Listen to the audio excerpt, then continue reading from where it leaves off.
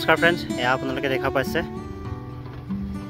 সাবৰমতী নদী আৰু এই সাবৰমতীৰ নদীতে under construction gift city river front আৰু আগলৈ এটা ফগ লাইন কাম কৰি আছে।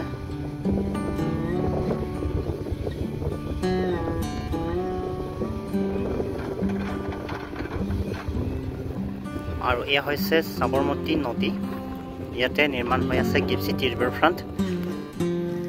আৰু বৰষুণ দিয়াৰ ফলত কি হৈছে, এই সাবৰমতী নদীত অলপ ওচৰত পানী অহা ষ্টাৰ্ট হৈ গৈছে। ইয়াতে চাওক সাবৰমতী নদীৰ এই পাৰ, গিফ্ট চিটিৰ পাৰটো কিমান ওখকৈ ইয়াত সাবৰমতী নদীৰ ভূভাগৰ পৰা মাটি ওপৰলৈ উঠাই আনি এনেকৈ পেলাই থৈ দিছে। এই ভাগলৈ এক গিফ্ট চিটি ভাগ আৰু আগলৈ যিটো ৰিভাৰ মানে সাবৰমতী নদী ইটো পাৰ হয়, দুয়ো পাৰে এনেকৈ আমি দেখা পাওঁ ভালেমান মাটি ওপৰলৈ পেলাই থৈ দিছে। আৰু তাত ষ্টেপ বাই ষ্টেপ আপোনাৰ কি বুলি ক'ম, মানে ষ্টেপ থাকিব য'ত এই ৰিভাৰ ফ্ৰণ্টৰ মানে ষ্টেপ থাকিব, প্লান্টেশ্যন, লাইটিং, মানুহৰ আপোনাৰ জগিং, ৱাকিং, মানে যিমান এক্সাৰচাইজ কৰিব পৰা সেই গোটেইখিনি সুবিধা ইয়াত থাকিব। আৰু এয়া আপোনালোকে দেখা পাইছে আণ্ডাৰ কনষ্ট্ৰাকশ্যন অৱস্থাত থকা এয়া গিফ্ট চিটি ৰিভাৰ ফ্ৰণ্ট। ত' আৰু অলপ বছৰ এনেকৈ পানীও অহা ষ্টাৰ্ট হৈ গৈছে। তাত ধুনীয়া পৰিৱেশ এনেকৈ আপোনালোকে দেখা পাব। আৰু এয়া হৈছে সাবৰমতী নদী আৰু ইয়াতে বনাই থকা এয়া ৰিভাৰ ফ্ৰণ্ট। আৰু এনেকুৱা ৰিভাৰ ফ্ৰণ্ট আমাৰ অসমত কেতিয়া চাব সপোন, সেইটোহে মই ভাবি থাকোঁ। আৰু এয়া চব কেনেকৈ পাহাৰ সদৃশ মাটি ইয়াত পেলাই থৈ দিছে। ইয়াত চক ইয়াতে এনেকৈ দেখা পাইছে, এয়া চাব গিফ্ট চিটি ৰিভাৰ ফ্ৰণ্টৰ বেক চাইডটো হয়। আৰু মই এই আৰু আগলৈ চক যিটো আপোনালোকে দেখা পাইছে ৰড গাঁথা, সেয়া হৈছে আপোনাৰ যিটো এই নদী তাৰ প্ৰথমটো ষ্টেপ হয়, বাউণ্ডেৰী ৱাল, তাৰপৰা ওপৰলৈ আহি এনেকৈ যিটো স্থানত মই এতিয়া থিয় হৈ আছোঁ, ইয়ালৈকে আপোনাৰ ষ্টেপ বাই ষ্টেপ 3-4টা ষ্টেপ আহিব, প্লান্টেশ্যন বগেৰা চলি থাকিব। আৰু গিফ্ট চিটি মোৰ পিছপিনে আছে, মই আপোনালোকক দেখুৱাইছোঁ। এয়া হৈছে মোৰ সপোনৰ city, GIFT city Gujarat international finance tech city হয়। এইটো এটা সপোনৰ চিটি হয় মোৰ। এনেকৈ ওখ বিল্ডিং, চাট্টালিকা এই গিফ্ট চিটিত গঢ় লৈ উঠিছে, আপোনালোকে দেখা পাইছে।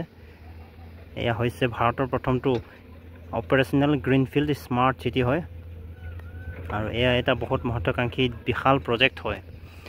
এয়া বেক চাইডটো হয় আৰু আগ চাইডটো তাতো বহুতো কনষ্ট্ৰাকশ্যন চলি আছে। আৰু আপোনালোকক জনাওঁ যে গিফ্ট চিটিৰ সম্পূৰ্ণ মাটিকালি হৈছে 1200 একৰ ভূমি, আৰু 1200 একৰ মাটিত এই গিফ্ট চিটি সিঁচৰিত হৈ আছে। আৰু গিফ্ট চিটিৰ যিটো well connected from metro' line আগলৈ দেখা পাইছে, সেইটো মেট্ৰ' লাইন হয়, আহমেদাবাদ চিটিৰ পৰা আহিছে। চ' কিমান ওখকৈ মেট্ৰ' লাইন বনাই থৈ দিছে। দুটা ব্ৰিজ আছে, এটা PDPU ব্ৰিজ হয়, PDPU ব্ৰিজ, যিটো নৰ্মেল এই সাবৰমতী নদীৰ ওপৰত কনষ্ট্ৰাকশ্যন কৰিছে। আৰু তাৰ ওপৰ ভাগতো হৈছে, তাৰ লেফ্ট ভাগতো সেইটো হৈছে মেট্ৰ' লাইন। চ' এটা ধুনীয়া ভিউ আপোনালোকে দেখা পাইছে।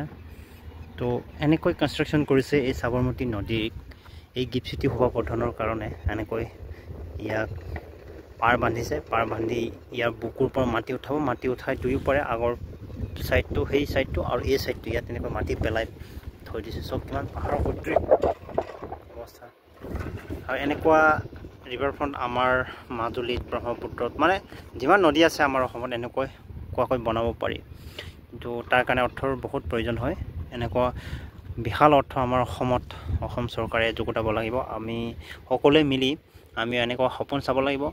যদিও বৰ্তমান হ'ব নোৱাৰি, অনাগত 10-15-20 বছৰত এনেকুৱা সৰু ষ্টেপ প্ৰজেক্ট আমি আমাৰ অসমতো আনিব পাৰি, সেইটো মই কামনা কৰোঁ। আৰু এনেকৈ এটা সৰু আপডেট আপোনালোকক দিব আজি চেষ্টা কৰিলোঁ এই ৰিভাৰ ফ্ৰণ্টত। এই ৰিভাৰ ফ্ৰণ্ট আৰ্হিৰে আমিও আমাৰ অসমত ৰিভাৰ ফ্ৰণ্ট যাতে বনাম, সেইটো সপোন মই লওঁ আৰু আমি সকলোৱে ল'ব লাগিব। তো ফ্ৰেণ্ডছ, আজিলৈ এই ভিডিঅ'টো মই ইমানতে সামৰিছোঁ। তো ভিডিঅ'টো চোৱাৰ বাবে ধন্যবাদ।